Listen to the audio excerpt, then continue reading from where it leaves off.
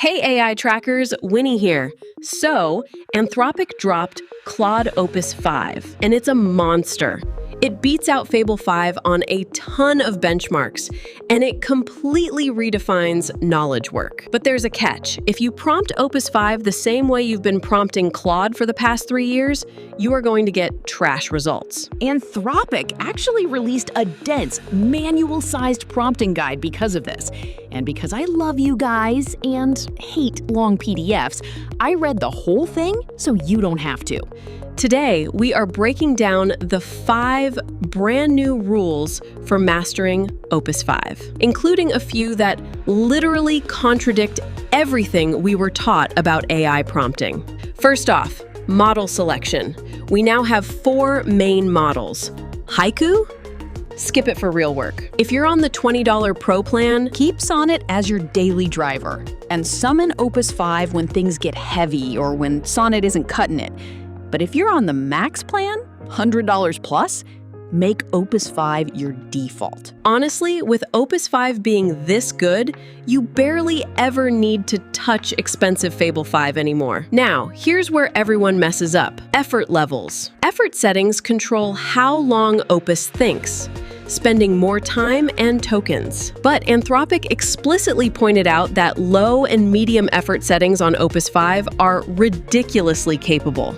If you put simple tasks on high effort, it's like using a rocket launcher to crush an ant. It's overkill, takes forever, and burns your token limit. Set your default to medium effort and call it a day. To test this, let's build a landing page for a fictional bean brand called Northline Coffee. Pay close attention because these 5 rules flip old AI advice on its head. Rule 1, give the entire job up front, no micromanagement. Old AI needed step-by-step hand-holding. First, look at my logos, then make a brand guide, then design. Opus 5 hates that. It excels when you give it the whole end goal from step 1. We tell it right away. Build a one-page website using the assets in this folder to convert visitors into coffee buyers. End-to-end context right out of the gate. Opus 5 is an overachiever. If you don't stop it, it will write a 10-page thesis you never asked for. So rule 2, set hard boundaries. We tell it, build only the homepage. Keep current brand colors, logos. Only ask me a question if the answer alters the entire site design. Rule 3, limit its conversational output. We tell it, when done, give me no more than 3 short bullets explaining what you made.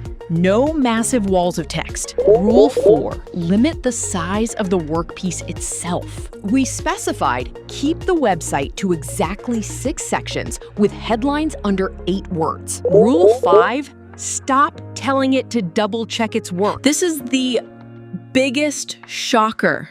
For years, prompt engineers said, tell the AI to double-check its files for errors. Anthropic's team says Opus 5 already auto-checks and self-corrects while thinking.